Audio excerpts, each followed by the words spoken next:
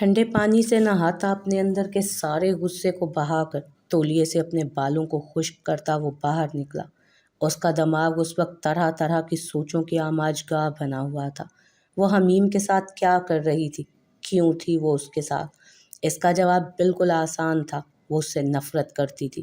وہ اس کے ساتھ کبھی نرمی سے پیش نہیں آیا، اس کے اندر ساری خوبیاں تھیں، بس وہ اچھا نہیں تھا۔ اب شاید وہ وقت آ گیا تھا جب وہ اس کے لیے کم از کم اچھا بننے کی کوشش کر سکتا تھا۔ وہ اس سے محبت کرتا تھا، لیکن اس کی محبت اور باقی لوگوں کی محبت میں بہت فرق تھا۔ اس کی محبت عام لوگوں کی طرح نہیں تھی، اس کی محبت میں حاکمیت تھی، شدت پسندی تھی، انا تھی، جنون تھا، ایک قسم کا پاگل پن۔ اپنے برتاؤ میں تبدیلی لا کر وہ اسے خود کو پسند کرنے پر آمادہ کر سکتا تھا۔ بے شک وہ اس سے اس طرح کی محبت نہیں کر سکتی جس طرح کی وہ اس سے کرتا تھا۔ انہی اپنی سوچوں میں گھرا، شرٹ کے بٹن لگاتا آئینے میں موجود اپنے عکس کو وہ دیکھ رہا تھا، اپنے لمبے بال سلیقے سے پیچھے کی طرف سیٹ کر کے، اپنے چہرے پر موجود خوبصورت سی داڑھی پر ہاتھ پھیر کر اپنا جائزہ لینے لگا، جو اس کی مردانہ وجاہت کو چار چاند لگا رہی تھی۔ اسے احساس ہوا کہ کیوں مائسہ ابراہیم خان حمیم شاہ کو اس پر فوقیت دیتی تھی، کیونکہ اس کی داڑھی نہیں تھی۔ اپنی سوچوں سے چھٹکارا پانے کے لیے وہ سر جھٹکتا کمرے سے باہر نکلا اور ٹیرس کی طرف بڑھ گیا۔ ٹیرس اس کی پسندیدہ جگہ تھی۔ کھانا کھانے یا ضروری میٹنگز اٹینڈ کرنے کے لیے وہ کبھی کبھی ٹیرس کا استعمال کر لیتا تھا۔ اکثر اپنی بہنوں کے ساتھ وہ خالی وقت ٹیرس پر ہی مصروف رہتا۔ اسے یاد تھا حمیم اور اس نے اپنے بچپن کے کچھ حسین پل ٹیرس پر ہی بتائے تھے۔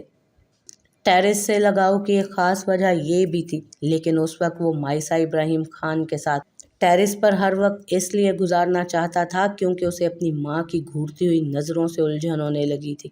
ان کی موجودگی میں وہ اسے جی بھر کر دیکھ بھی نہ سکتا تھا۔ ٹیرس پر قدم رکھتے ہی اس مائسہ کو اس کی مخصوص جگہ پر بیٹھے ہوئے اس نے دیکھا، جہاں وہ اکثر بیٹھ کر اپنے گاؤں کے نظارے دیکھتا۔ اس وقت بھی وہ اس کی جگہ پر بیٹھی اس کے گاؤں کی خوبصورتی کو دیکھ رہی تھی، خاص طور پر اس ندی کو جو آدم پور کو جمال پور سے علیحدہ کرتی تھی۔ سفید کلر کی لانگ فراک پہنے، اپنے وجود کو اس کی بے باک نظروں سے مکمل چھپائے، اس کی موجودگی سے بے خبر بیٹھی آس پاس کے مناظر سے لطف اندوز ہو رہی تھی۔ لمبے بال ڈھیلی سی چوٹی کی شکل میں بندھے اس کے داہنے کندھے پر جھول رہے تھے۔ اپنے گاؤں کی خوبصورتی سے لطف اندوز ہوا جا رہا ہے؟ خوبصورت ہے نا؟ چہرے پر خوبصورت سی مسکراہٹ سجائے وہ اس کی طرف قدم بڑھاتا ہوا بولا۔ اپنے گاؤں کی خوبصورتی سے لطف اندوز ہوا جا رہا ہے؟ خوبصورت ہے نا؟ چہرے پر خوبصورت سی مسکراہٹ سجائے اس کی طرف قدم بڑھاتا ہوا وہ بولا۔ یہ میرا گاؤں نہیں ہے، لیکن ہاں خوبصورت ضرور ہے۔ وہ ضدی لہجے میں اس کی طرف دیکھ کر بولی۔ اس کے ضدی انداز پر وہ مزے سے مسکرا دیا۔ کم از کم ایک عادت تو دونوں کی ملتی تھی۔ ملازماؤں کے کھانا لگانے کے بعد وہاں پر موجود ملازم سے اشارے سے کچھ کہتا وہ اس کے سامنے آ بیٹھا۔ مائسہ ابراہیم خان کی آنکھیں حیرت سے پھٹ گئیں جب اس نے ملازم کو گلاس میں شراب انڈیلتے ہوئے دیکھا۔ اسے شراب پینے والوں سے نفرت تھی۔ اس نے حقارت سے سر جھکا لیا۔ صدام جہانگیر شاہ ایک آزاد خیال بندہ تھا۔ اسے بخوبی علم تھا کہ شراب ان کے مذہب میں حرام ہے، پھر بھی وہ اس کا استعمال کرتا تھا۔ وہ ہمیشہ وہی چیز استعمال کرتا جو بیسٹ ہوتی، اور شراب اس کی نظر میں بیسٹ چیز تھی کیونکہ یہ اسے سکون دیتی تھی، اس کی الجھنوں کو ختم کرتی تھی، اسے سوچنے سمجھنے کی صلاحیت دیتی تھی، اور یہ محض اس کی خام خیالی تھی۔ مائسہ ابراہیم خان کھانے کا جائزہ لے رہی تھی۔ ہمیشہ کی طرح آج بھی سبزیوں کی ہی ڈشز تھیں۔ شاید یہاں کے لوگوں کو گوشت سے رغبت نہیں تھی۔ چہرے پر ناپسندیدگی لیے اس نے تھوڑی سی پنیر کی سبزی اپنی پلیٹ میں ڈالی اور گرم چپاتی کے ساتھ سر جھکا کر کھانے لگی۔ کل سے ہماری شادی کے فنکشن شروع ہو جائیں گے۔ سست روی سے اسے کھاتا دیکھ کر اس نے اس کے سر پر بام پھوڑا۔ مائسہ ابراہیم خان نے حیرانی سے سر اٹھا کر اس کی طرف دیکھا۔ کیسے؟ وہ بے خیالی سے بولی۔ کیا مطلب کیسے؟ جیسے عموماً شادیاں ہوتی ہیں ویسے ہی، پہلے نکاح پھر ولیمہ۔ تمہارے گاؤں کی شادی کچھ الگ طریقے سے کی جاتی ہے کیا؟ وہ اس کی حالت سے محظوظ ہوتا شرارت سے بولا۔ نہیں۔ اس کی بات پر وہ سرخ چہرہ لیے نفی میں سر ہلا گئے۔ بہت خوب۔ میں دعوے کے ساتھ کہتا ہوں مائسہ ابراہیم خان، تم اپنی شادی کبھی نہیں بھولو گی۔ اس کے بھاری لہجے میں کہنے پر اس نے اپنا نچلا ہونٹ دانتوں میں دبایا۔ ایسے نہ کیا کرو، تمہاری یہ ادا مجھے پاگل بنا دیتی ہے۔ ہاتھ بڑھا کر اس کا نچلا ہونٹ دانتوں کی گرفت سے آزاد کر کے اسے اپنے انگوٹھے سے نرمی سے سہلاتا ہوا بولا۔ مائسا ابراہیم خان نے سانس رو کے حیرانی سے اس کی اس حرکت کو دیکھا۔ آپ شراب کیوں پیتے ہیں؟ یہ حرام ہے۔ اسے موضوع سے ہٹاتے ہوئے وہ بولی تو وہ کہا لگا کر ہنس دیا۔ تمہیں کیا لگتا ہے مجھے اس سے کچھ فرق پڑتا ہے؟ اس کے پوچھنے پر نفی میں وہ سر ہلا گئی۔ ہاں، اسے کسی چیز سے کوئی فرق نہیں پڑتا، بے حس جو ٹھہرا۔ اگر میں شادی سے انکار کر دوں تو؟ وہ اس کا ضبط آزمانے کے لیے بولی۔ کیا کہا؟ اب اس کے چہرے پر مسکراہٹ کی جگہ ہلکا ہلکا غصہ تھا، شاید وہ ضبط کرنے کی کوشش کر رہا تھا۔ اس کے آگے ایک لفظ بھی مت بولنا مائسا ابراہیم۔ اس کے لہجے کی سختی پر اس نے خود کو سرزنش کی۔ میں آپ سے شادی نہیں کرنا چاہتی، کبھی بھی نہیں۔ اگر میں شادی سے انکار کر دوں تو پھر کیسے شادی ہوگی؟ ہاتھ میں پکڑی روٹی کو پلیٹ میں رکھ کر وہ خود کو بولنے سے باز نہ رکھ پائی۔ تم انکار نہیں کر سکتی۔ اس کی آواز دھیمی لیکن اتنی وحشیانہ تھی۔ اس کی آواز دھیمی مگر اتنی وحشیانہ تھی کہ وہ لرز گئی۔ کیوں نہیں کر سکتی میں؟ آپ نے مجھ سے میرا سب کچھ چھین لیا، میری زندگی، میرا گھر، میری خوشیاں، سب کچھ۔ اب آپ مجھ سے میری آواز بھی چھیننا چاہتے ہیں؟ کبھی نہیں، میں آپ کو کامیاب نہیں ہونے دوں گی، غصے سے کہتی وہ اپنی جگہ سے اٹھ کھڑی ہوئی۔ اس کے باغیانہ انداز پر وہ بھی غصے سے کھولتا ہوا اٹھ کھڑا ہوا۔ اس کی کالی آنکھیں اور سیاہ ہو گئی تھی۔ اوہ خدایا! غصے سے کھولتا وہ آگے بڑھا اور اس کا ہاتھ پکڑ کر اسے ٹیرس کی ریلنگ پر جھکا دیا۔ غصے سے کھولتا وہ آگے بڑھا اور اس کا ہاتھ پکڑ کر اسے ٹیرس کی ریلنگ پر جھکا دیا۔ خوف سے مائسا ابراہیم خان کی چیخ نکل گئی۔ اس نے نظریں گھما کر نیچے کی طرف دیکھا۔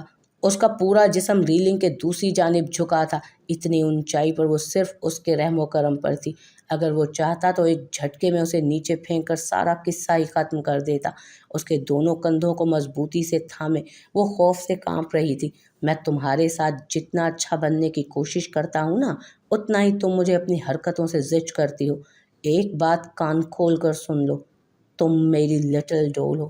چاہے تم اپنے اس حمیم کے ساتھ زندگی گزارنے کے کتنے ہی حسین خواب دیکھ لو، رہو گی تو تم صرف میری ہی۔ آ گئی سمجھ؟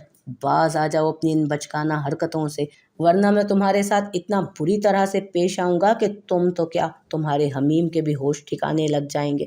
سرد اور بے تاثر لہجے میں کہتا وہ آگے کی طرف جھکا اور اپنے ہونٹ اس کے کان سے لگا کر مزید بولا۔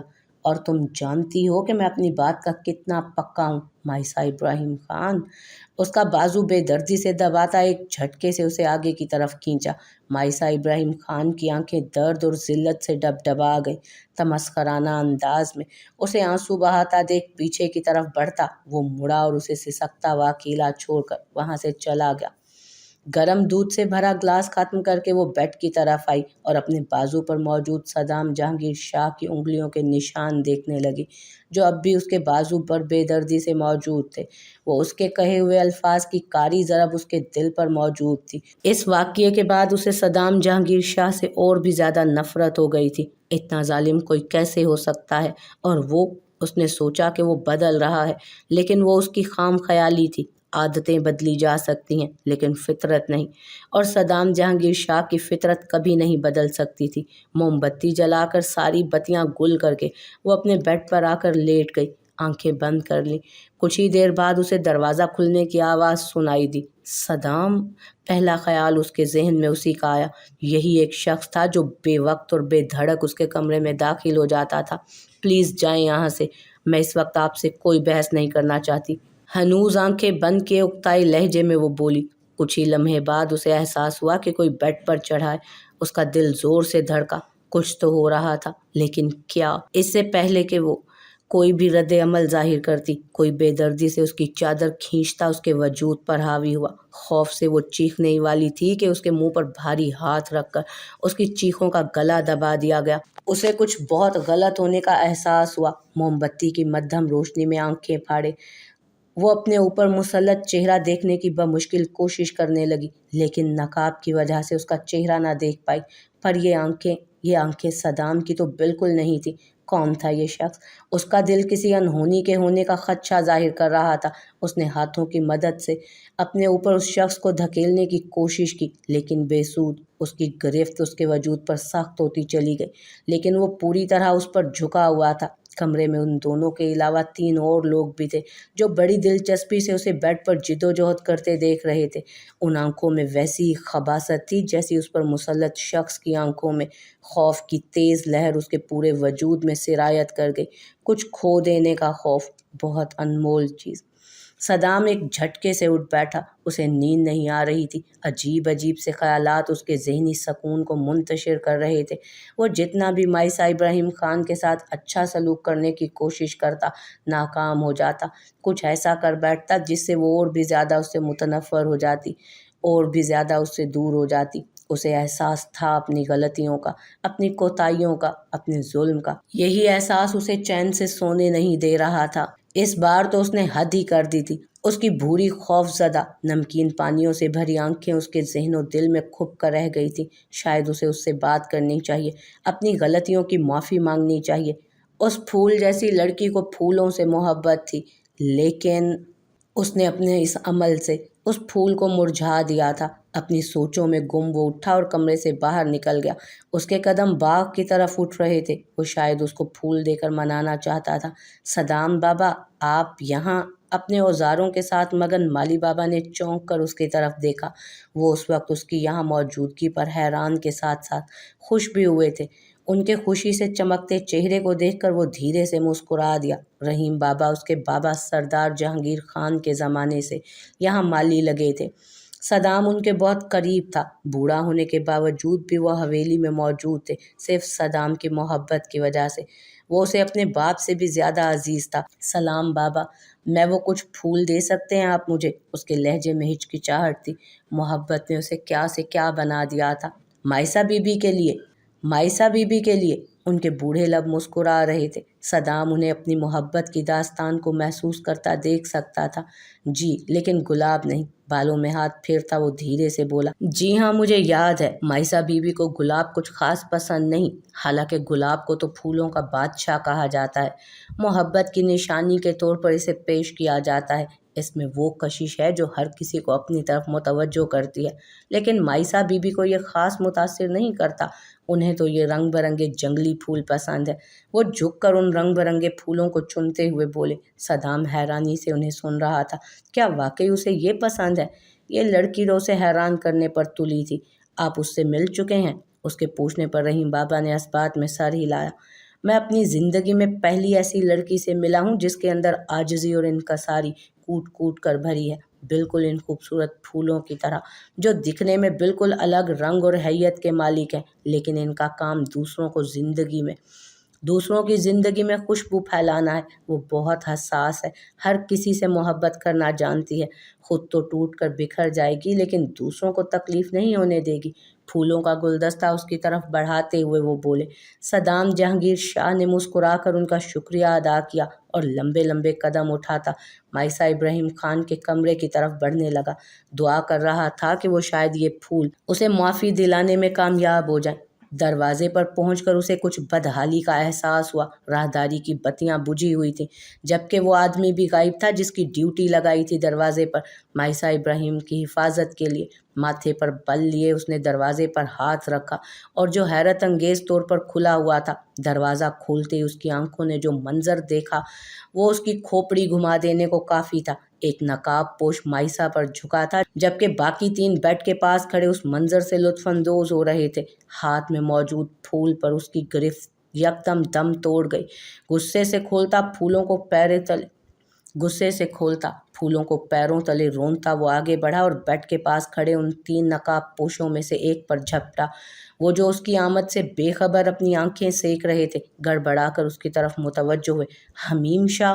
اس نے گرفت میں پھڑ پھڑائے نقاب پوش کے پیٹ میں ایک زوردار مکہ رسید کیا اور مائسہ ابراہیم خان پر جھکے آدمی کی طرف جھپٹا اور ایک جھٹکے سے اس کو کھینچ کر اس کے چہرے پر سے نقاب اتارا۔ لیکن وہ حمیم نہیں تھا، وہ تو ایک عام آدمی تھا۔ ایک عام آدمی کی اتنی ہمت کہ اس کی مائسہ کو ہاتھ لگائے، اسے تو اس کا خمیازہ بھگتنا ہی پڑے گا۔ اس نے زور سے اس کے منہ پر مکہ مارا کہ اس کی ناک سے خون بہنے لگا۔ اس سے پہلے کہ وہ اس کے منہ پر مکوں کی برسات کرتا، ان تینوں میں سے ایک نے اسے پیچھے سے دبوچ لیا، جبکہ دوسرا بیڈ پر بے ہوش پڑی مائسا پر جھکا اور چاقو سے اس کی آستین پھاڑنے کی کوشش کرنے لگا۔ لمحے کے 1000ویں حصے میں صدام جہانگیر شاہ کے اندر کا درندہ بیدار ہوا۔ غراتے ہوئے پوری قوت سے اس نے اپنی کونی اس کے منہ پر دے ماری، جس نے اسے پیچھے سے پکڑ رکھا تھا۔ خود کو کیا سمجھ رہے تھے؟ ابھی وہ اس کو زمین پر پٹکنے ہی والا تھا کہ دوسرے آدمی نے چاقو سے اس کے بازو پر حملہ کر دیا۔ درد سے کراہتے اس نے چاقو اپنے بازو سے نکالا۔ خون اس کے بازو سے خون تیزی سے رس رہا تھا۔ دانتوں کو مضبوطی سے جمائے وہ درد کو برداشت کر رہا تھا، کیونکہ وہ جانتا تھا اگر وہ ٹوٹ گیا تو بہت کچھ کھو دے گا۔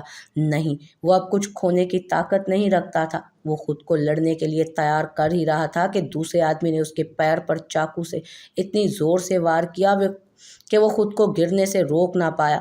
ہاتھ میں پکڑا چاقو اس نے مضبوطی سے پکڑ کر پوری قوت سے پاس کھڑے آدمی کے پیٹ میں گھسا دیا۔ درد سے چیختا وہ زمین پر گرا۔ صدام کو حیرت ہو رہی تھی کہ ایک کمرے میں اتنا کچھ ہو رہا ہے اور حویلی والوں کے کانوں میں جوں تک نہیں رینگ رہی۔ اسے اب کمزوری کا احساس ہو رہا تھا۔ خون بہت تیزی سے اس کے زخموں سے بہہ رہا تھا۔ اس کا زخمی پیر بالکل کام نہیں کر پا رہا تھا۔ ان حالات میں بھی اسے خود پر غصہ آ رہا تھا۔ اپنی ساری ہمت جمع کرتا کسی طرح وہ اپنے پیروں پر کھڑا ہوا۔ اس سے دور رہو۔ اس سے پہلے کہ وہ مائسا پر مسلط آدمی کی طرف پہنچتا، اچانک ہی ایک آدمی ایک جھٹکے سے بیڈ سے نیچے گرا۔